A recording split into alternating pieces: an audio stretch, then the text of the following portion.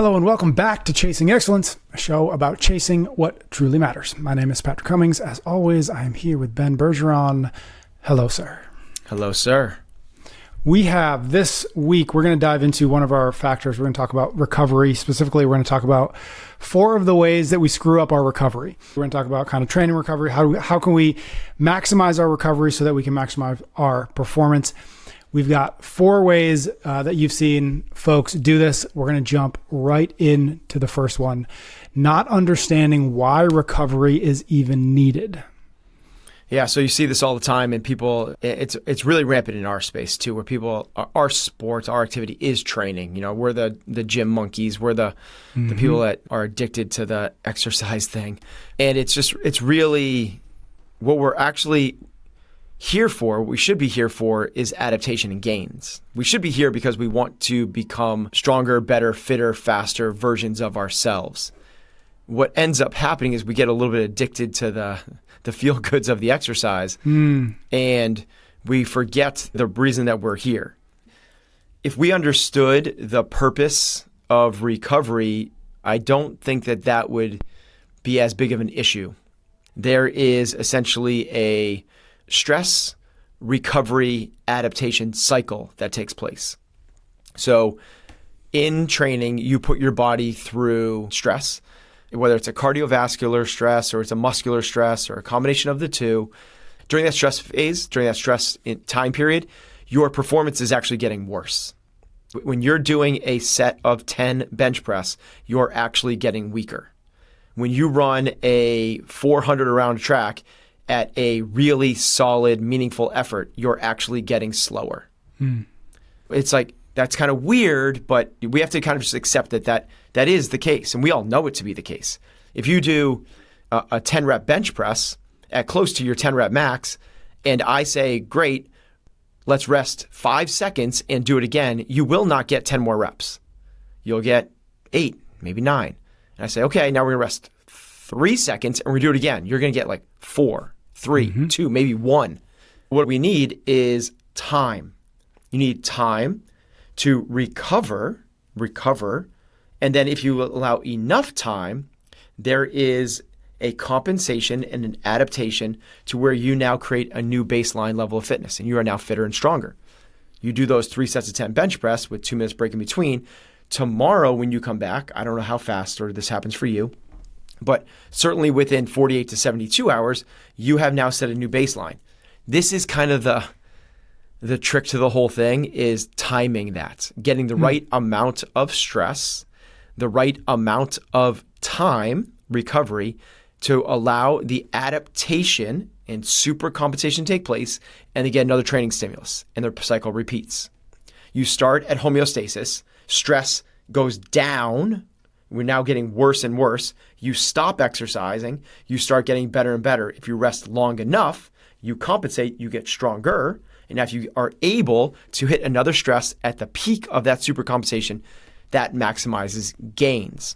So what you see there is the purpose of us going to the gym is to get leaner, fitter, faster, stronger, more vitality, live forever, whatever it might be.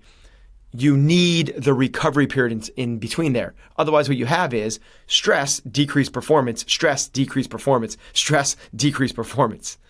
Once you understand that it's a necessity, it can actually kind of flip the paradigm in a lot of people's minds of going, oh, maybe I don't need to bury myself. And this is like what we see this a lot in our space, is competitors that are training for an event. They're used to training and they can't let up off the gas pedal the week before their event. So they don't allow for this whole recovery phase to get soaked up, for them to actually peak before the event. They go in without the full super compensation and they underperform. Is the solve of this simply giving recovery more time versus so let's just say everybody has a bucket of time that they give to fitness. We need to take some of that away from doing more reps and give it to recovery. Is that like the simple, overly simplified answer? No, because what could be the problem is that people aren't stressing their bodies enough. Okay, good. So if you don't stress your body enough, you don't need much time at all. Let's say I give you 185 pounds and I say do a set of 10 bench press, and you're able to do that, right? And I say let's do that 3 sets of 10 with 2 minutes in between each one. That for you, I know you a little bit, is probably going to be enough of a stimulus to elicit a pretty strong adaptation response. If we give it enough time, we will have that. Now, the fault there is we mess up either one of two things. Either we overstress or understress, meaning I say, now let's do a drop set to failure followed by 3 sets of 20 dumbbell flies followed by 100 push-ups for time. Now that 48 to 72 hour time period that we would have needed is going to go more towards like a week, or maybe you get compartment syndrome or rhabdo and it ends up being like weeks and weeks and you get no training stimulus. You get no adaptation. The other flip side to it, though, we have to recognize is you can do 3 times 10 at 185. What if I give you 3 times 10 with an empty barbell? There's not enough of a stress to elicit the adaptation response.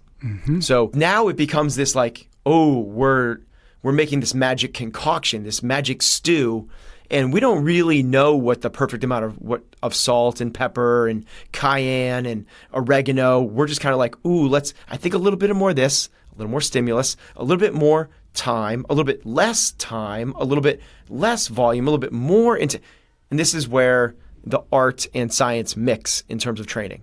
No one knows this for sure. Yep. And you're going to respond to 3 sets of 10 bench press at 70% very different than I am. So it's not even like the same protocol is the same amount of time. We're all going to respond to this adaptation cycle very, very differently. Got it. Okay, you just said the word stimulus. That's our second one, not understanding stimulus. So stimulus is stress. There's 2 types of stress. There's acute stress and chronic stress.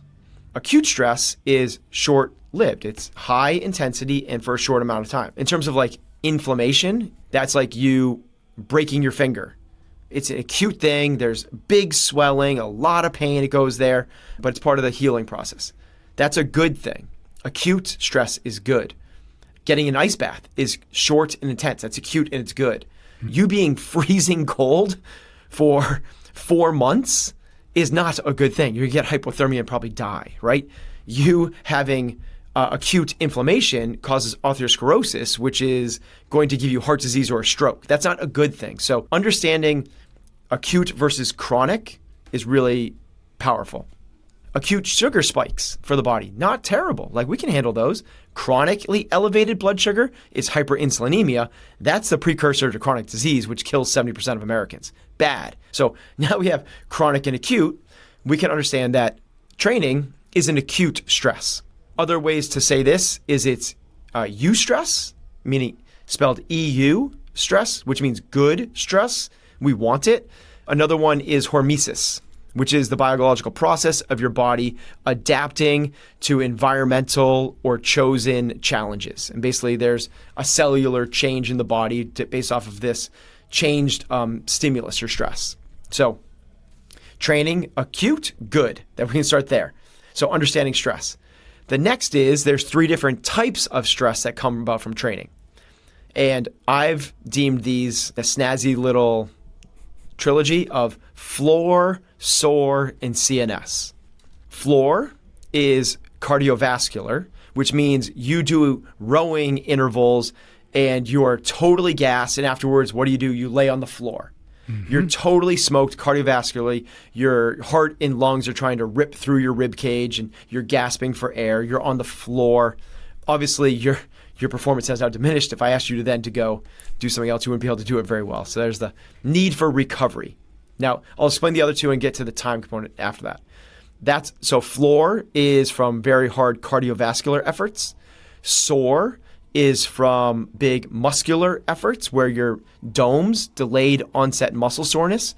Most people that have been to the gym or been sedentary for a long time and come back to the gym have experienced this in some way. If you've ever done 400 meters of walking lunges, I know you have. So there's SOAR, and that's muscular. And then there's CNS, which is your nervous system, your central nervous system. And your central nervous system runs on basically these 2 different pathways called the parasympathetic and the sympathetic. The parasympathetic is the rest and digest. That's where you're going to recover.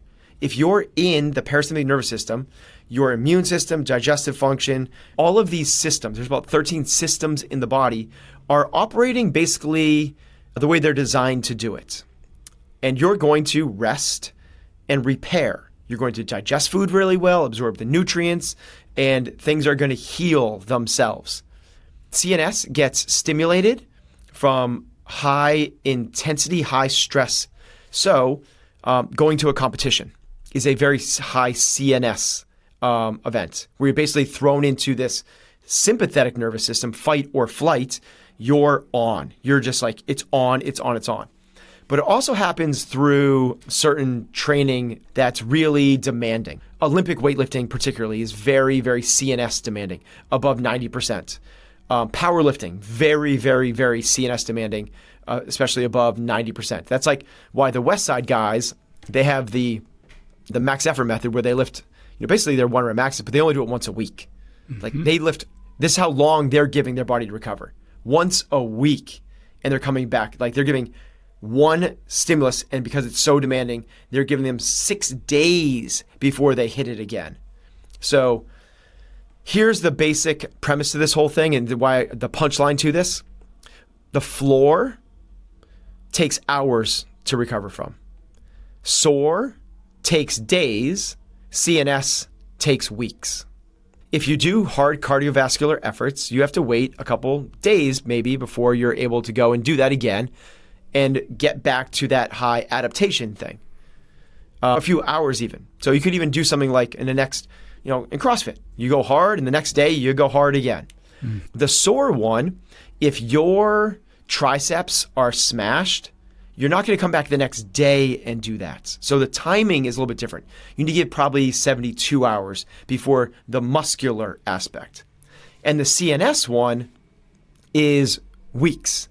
Like if you get into this, adrenal fatigue, you get into this kind of like low, basically things aren't wiring and firing. One of the big tests they use for this is grip strength. Then this could take weeks to come back from. And it's the reason that powerlifters and Olympic lifters, after they do an event where they lift less than they do in training, which they train, 4 to 6 days a week, it might take them 3 weeks before they feel like ready to go back and hit the gym hard again. 3 weeks from a super low volume day of training. So now that you understand this kind of like floor, sore, CNS, you kind of go like, oh, now I see how much time might be needed for these type of things. The next one, which I'll just kind of get into, and you'll probably cue it up, but I'll give is, if you want to pull me back a little bit, you can, but it's that those times, although I said they're hours, days, and weeks, they're not set. Mm. They are flexible, they are malleable, and you can do things proactively to speed them up. Good tease. We're going to get to that momentarily. First, a quick word of thanks to a couple sponsors, then we're going to get right back into it. We're brought to you this week by the Washington Post. I don't know about you, but alongside my daily workout, I like to make sure I exercise my brain too. The Washington Post is one of my go-to sources for that. If you want to say the same, head to washingtonpost.com/excellence to subscribe and get your first year for just 25 cents per week. The Washington Post isn't just about politics. They provide a world of stories and insights on a wide range of topics. Whether it's climate, culture, tech, or even cooking, the Post has got it covered. They even have a feature where you can listen to articles so you can stay updated while you're tackling your daily workout or prepping that post-workout shake. I personally like getting their For You newsletter, which sends me a personalized roundup of stories every single evening based on my interests and reading history. It's a great way for me to catch up on the day's most important stories and way more efficient and effective than mindlessly scrolling social media or Reddit or anything else. And here's the best part. From May 21st to June 3rd, you can subscribe to the Washington Post for just 25 cents per week for your first year. That's a whopping 90% off their typical offer. Just head over to washingtonpost.com/excellence. Get yourself this fantastic offer. Again, that's washingtonpost.com/excellence. Subscribe for just 25 cents per week for your first year. And even if you listen to this ad after June 3rd, they still have an amazing 50 cents per week offer just for our podcast listeners. washingtonpost.com/excellence. We are also brought to you this week by the Defender family of vehicles.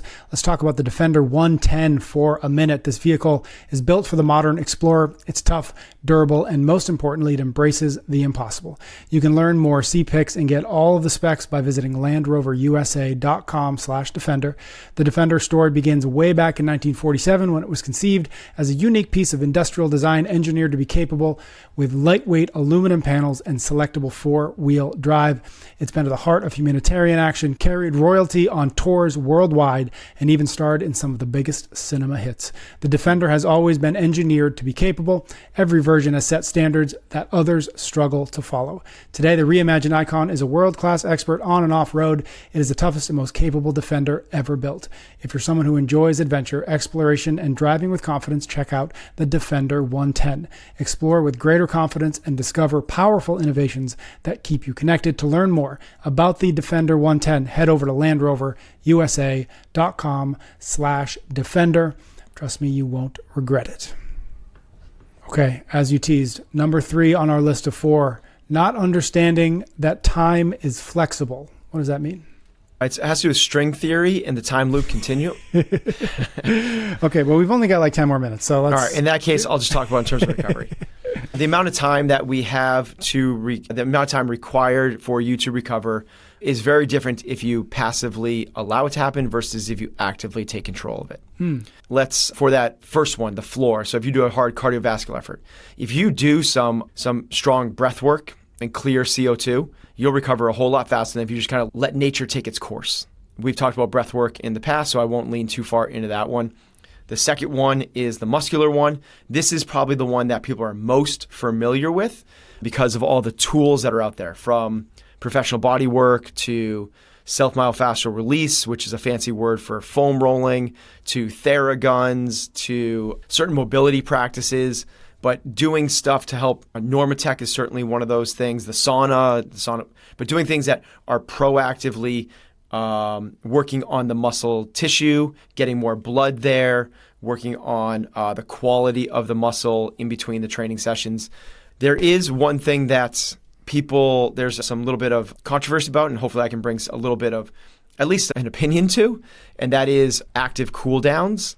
So after a training session, what you'll see if you go to the CrossFit Games and after these really high level athletes get done with a grueling physical test, most of them jump on a bike and kind of continue to exercise, which is strange.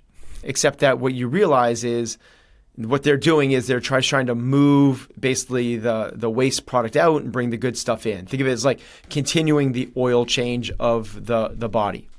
Now, everyone goes, okay, well, those best athletes in the world are doing that. And if you listen to Michael Phelps, he always talks about, the cool down that he did. Well, here's the thing about that is because it's right for them doesn't mean it's right for you. You essentially have to, I'm going to use the words like earn that recovery tool. Because what we need to recognize is if you're doing something after your workout, you're still burning calories. You're still working. You're still putting in effort. Even if it's at a zone 1, which is recovery pace, there's still an effort being put forth. If that effort then benefits you, a lot of that is determined by your preset fitness going into the event. Meaning, these high-level athletes hire incredibly high levels of workload and volume throughout the season. Them going and doing a 10-minute light bike afterwards is essentially like them doing nothing. You doing a light 10-minute bike after something might not be nothing. That might actually slow down your recovery because you're actually putting more work on the backside of it. Now, the reason they do it is because it keeps the blood flowing. I already talked about that. So if you get to the point where that feels better for you afterwards, okay, but just don't put it as like the pro bucket, I'm going to do this thing because they do it. So that's where we get into a little bit of the proactive versus passive stuff. Again, really common in the muscular part of this stuff. It's certainly the most common. The CNS one is by far and away the most overlooked.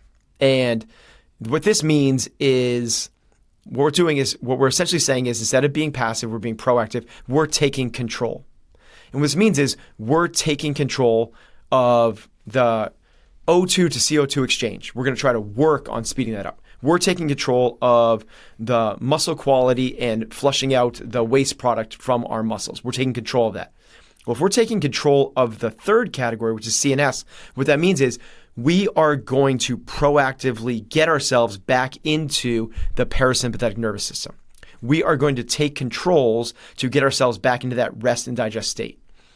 There's a lot of really strong research coming out now that's showing how this is really strongly related to recovery and injury. And what it's associated with is your stress level, not the stress that we're talking about, not the acute stress that happens through training, not the cardio, muscular, and neuro demands of training. It's the chronic stress. It's the chronic stress that comes from being in a bad relationship. It's the chronic stress that comes from being in a stressed work environment. It is the chronic stress of your daily commute and being late. It is the chronic stress of the thing that is making you more anxious or depressed. Those are the things that eat away a recovery as much, if not more, the research is showing us now, than the other ones. So what to do this, we have to take control of it. And this is what this conversation, this whole podcast comes into play, is if you are able to stay centered and not get rattled and take things lightly and chase what truly matters and not overvalue things that don't need to be overvalued, you can navigate life more lightly. And what we see is that allows you to be in a more of a flow state. When you're in a flow state, you are not in fight or flight. You're not freaking out. And then your body can be in rest and digest. I really mean, when you are in the parasympathetic nervous system, your immune system is doing what it's supposed to do. It's keeping you healthy. It's going to all the cells in the body and making sure that they're all feeling good, looking good, performing good. When you are in the other one, the immune system depresses. It goes down. It doesn't shut off to zero, but it goes down dramatically. And we've talked about this before. This isn't like a new phenomenon. For decades, if you were to get an organ transplant, the surgeons, before they put that foreign tissue into you, will inject you with stress hormones. They're going to put you into a place of stress so that your body's immune system goes down, so you don't reject this foreign tissue. Otherwise, your immune system is on all high alert and goes, what's that new thing? Let's go fight it, guys. Go get it. Kill it. And we don't want that. So the way they do that is by putting you in a stressed state. Well, now that we know that, like, oh my God, if our job is to rest and repair, we know how important the recovery is to the gains after we have the stress. If we stay stressed in chronic stress, we're basically screwing ourselves out of the effort we put into the gym. One maybe defining of terms, you said proactive versus passive recovery. Are those synonymous with active recovery? Or, is proactive recovery the same thing as active recovery? Or are we talking about sort of different things? Passive is just letting time do its thing. Got it. That's what I mean by passive. Is like, I know that, wow, I'm still not ready to go to the gym. I'm still sore. Got to wait another day. Got it. Versus, after the gym, you start taking the necessary steps to get you better. So you can shorten it up. All of these things will shorten it up. So then think about, like, again, going back to the very first one, stress, decrease performance. Rest, bring you back to homeostasis. Rest long enough, compensation to supercompensation.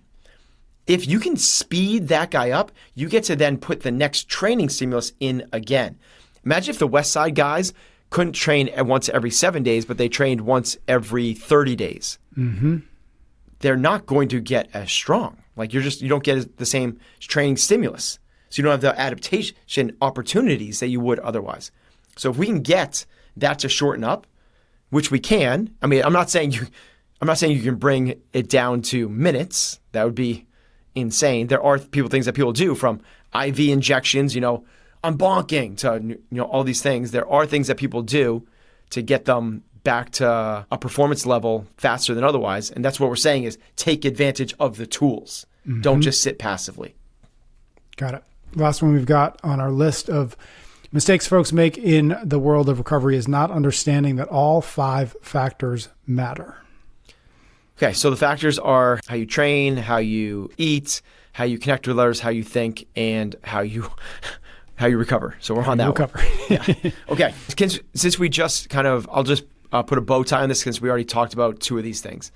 The connect and the think are the ones that lead to chronic stress. Those, like, if you have bad relationships, if you're in a toxic relationship, if you're in a group of people that gossip, that are caught up in victimhood mindsets, you're going to get pulled into that, and it's going to be a real drain on your ability to recover. Similar to that is the think one. If you are constantly in a victim or pessimistic mindset, you are going to be hanging out in the sympathetic nervous system of fight or flight because the world is out to get you and you better watch out. Mm-hmm. Right? We need to kind of be able to take the time to work through those, and that's what all of our other episodes are about. So I'll go to the other ones. One, because another one we've already talked about is training itself and the amount of training you do. So if you, as we kind of did in that opening story, not just only do the 3 times 10 bench press at 185, but you follow it up with a set to descending reps to failure, followed by 3 times 20 chest flies, followed by 100 push-ups, and you can't move your arms for 5 days, that's obviously a factor in your ability to recover. Mm-hmm. None of these factors, they're not like a pie chart. They're actually more like a vegetable stew. They all live and commingle together. One affects the other completely. The whole thing is your health and performance and your vitality and your energy. That's the whole thing together. But it isn't really, even though we divide it up like, here's the 5 factors, they are not in isolation. They are certainly interdependent. Certainly interdependent. That's why we have you here, because you're smarter than I am and can think of good words. Okay, so the training one is like, how much training stimulus are you putting in your body? If you are untrained and you go out for a 22-mile run with a 30-pound pack, you're going to be smashed, right? It's going to take you a week plus to recover from that. So obviously the training one is a huge one. The next, and I actually think it is the next biggest one, training's the biggest. Like, if you want to talk about recovery, you have to talk about training. Mm-hmm. You can't have one without the other. Because the other opposite, which we talked about, just to highlight it again, you do 3 times 10 with the empty barbell, you're not getting any adaptation from that. Right. So there's no need for recovery. The other one, sleep is a big one. Mm-hmm. And we talk about sleep a lot.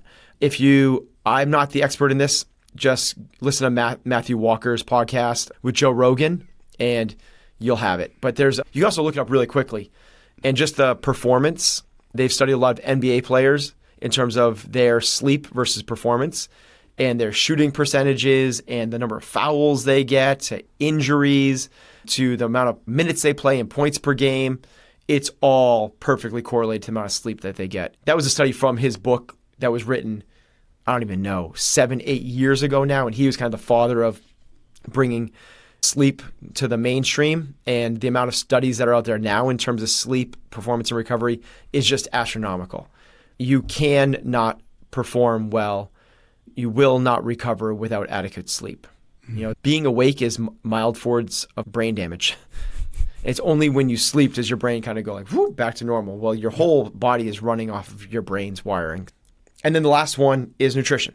This is multifaceted, as nutrition always is. But the first and foremost one is, are you getting enough calories?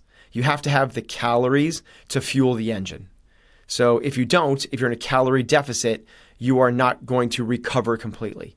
And this is why it's just really easy math in terms of why people that are trying to gain muscle eat in a calorie surplus, because they're in a surplus and they're going to gain muscle. They're going to overcompensate. So it's really important that we have the right amount of calories. The next one is that, I wouldn't even necessarily go in terms of the macronutrient, which are where everyone else goes after this. Make sure you have this much protein, this much carbs, this much fat. It's going to be different for different athletes, and it's going to be different for different people. Protein is certainly important. The other two are interchangeable to a certain extent. The more important thing to me is, which doesn't get enough play, is that it's quality food. Mm-hmm. Your body runs on calories for sure, but it is also the vitamins, minerals, and fibers, and all the rest that your body actually runs on. Your body needs those things. From your gut microbiome all the way out, every cell wants nutrients. So if we eat a ton of calories, but they're void of nutrients, we might be filling up the gas tank, but we're filling it up with really, really low quality stuff that's going to grind the gears after a while. Again, the other 5 factors being how much we train, eliciting the training stimulus response, how much we sleep, how much and what are we eating, and the other 2 are kind of like the stress, acute chronic stress combined together in terms of our relationships, connection with other people, which by the way, also really strong relationships, lower stress. It's not like you're just like, it's not like it's bad or it's zero. You get good relationships are like the best thing that you could. They're amazing from all the good hormones that happen from them.